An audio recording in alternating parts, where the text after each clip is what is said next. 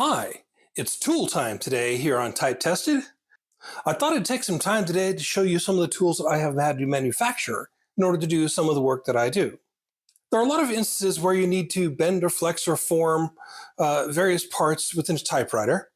That means you're going to need to have items to be able to get at that particular element.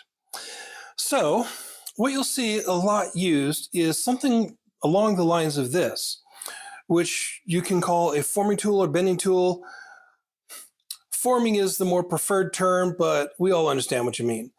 Now, in this case, what I have done is I have gotten a piece of what you could call key stock. So this is 1/4 inch. And for those who don't know, if you see a large pulley on a shaft, sometimes you'll see a rectangular cut on the shaft matching a cut in the pulley. That is where something like this goes in, and usually there's a set screw associated with it to make sure the pulley can't slip on the shaft, just to make sure that there's a more positive bond between the two.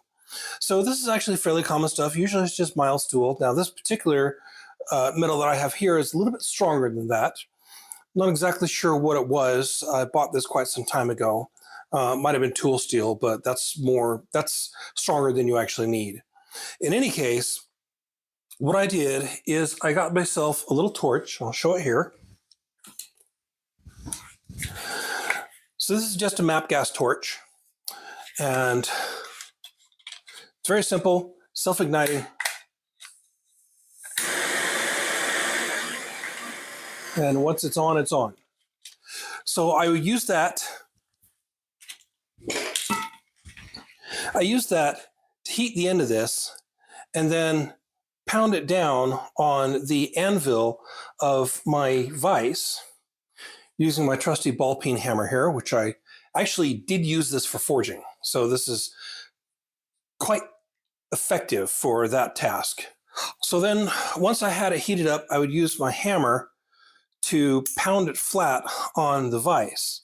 And the idea between having it thin like this, and I did have to finish off the file to give it a nice good surface, is so that when you have two things you're trying to reach into, that you can more easily get between them and then turn it to engage the surface and then be able to move it this way or that, then turn it again to pull it out so that you can get in there without disturbing anything. And it's just easier to install. Now, you'll note that I have two notches here. I did not form these to any particular dimension. I formed them to what I needed at the time. And I've actually got two of these, one a little bit wider than, so I've got this one, then that one, different sizes. And sometimes you need the same size on two. On this end, I have a nice wide one, which I cut without flattening it.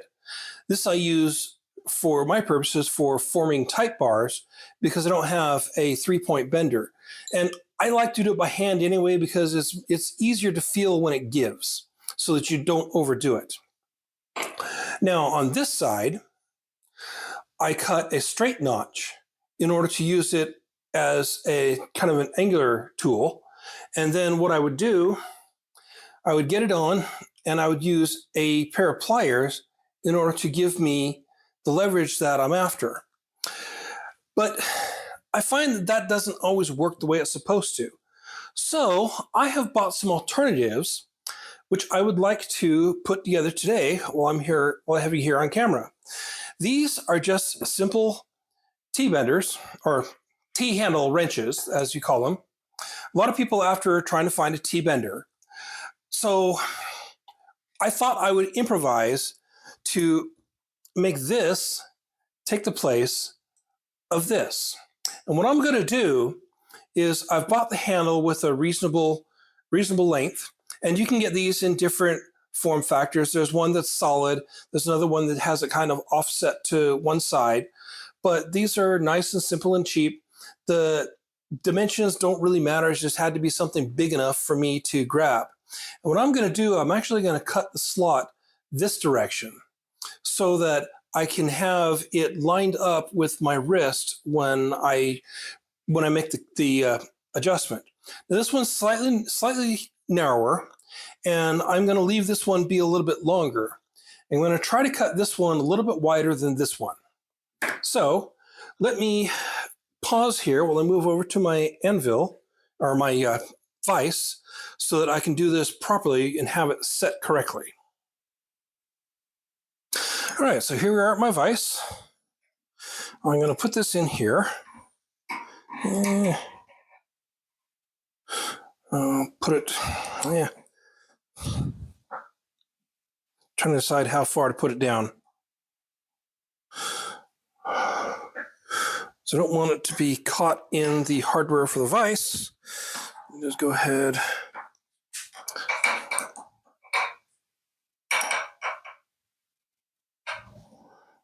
Okay, just go ahead and do that. And then I'm going to get my Dremel over here. Nice little cutoff wheel.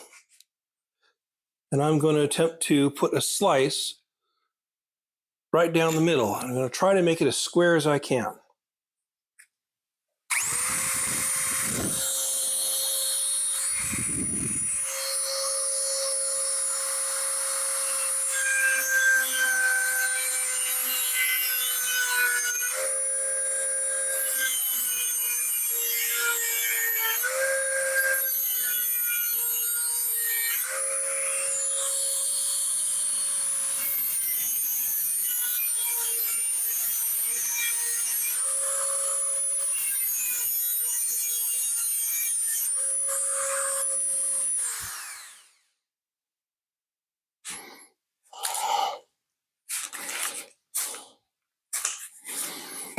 Use a little cleaner to cool it down. Okay, so that's what we have there. It's still quite hot, so I'm not going to spend a lot of time touching it. But you can see I've got a nice opening. It's nice and relatively straight. Kind of deviates a little bit. It's a little bit deeper than this one, but being able to get in and twist without having to grab a pair of pliers will give me much more control. So now, let me do the same thing to this one. This will give me more reach. Now, given the Dremel, I'm not going to be able to get it as narrow as I want, but that's okay.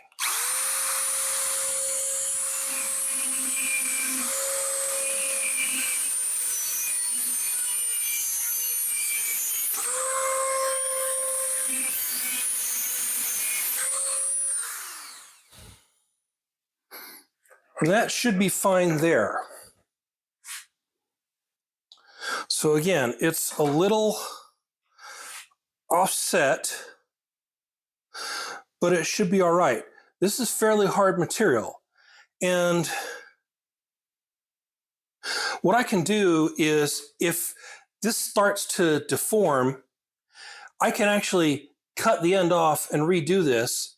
And then I can take it, use the torch, heat it up to a nice good red, and use a magnet to try to determine when it stops becoming magnetic. So when a magnet won't stick to it, and then dunk it in a bit of water to cool it off, and then, or old motor oil if you prefer. And then I can heat it up till it starts to become a little bit of a kind of a dull yellow color, and then dunk it again. And that will give me a nice hard but flexible, nice hard but somewhat flexible tip to be able to do the job. Now, I don't expect I'll have to do that because the metal that I'm going to be moving is going to be soft enough that that should not be required. But anyway, so here's what I have.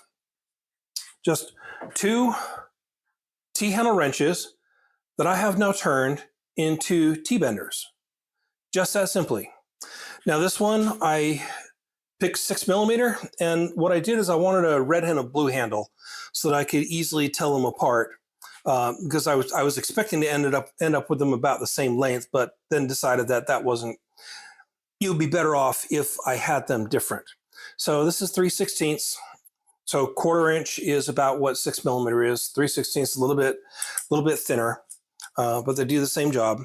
And if I need to, I can come back and I can widen this up a bit. And then I'll have this one as a narrow and that one as a wide. And that's why I wanted to have them different colors.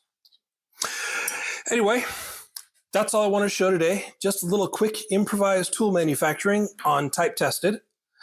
Once again, my name is Wayne, and this is Type Tested.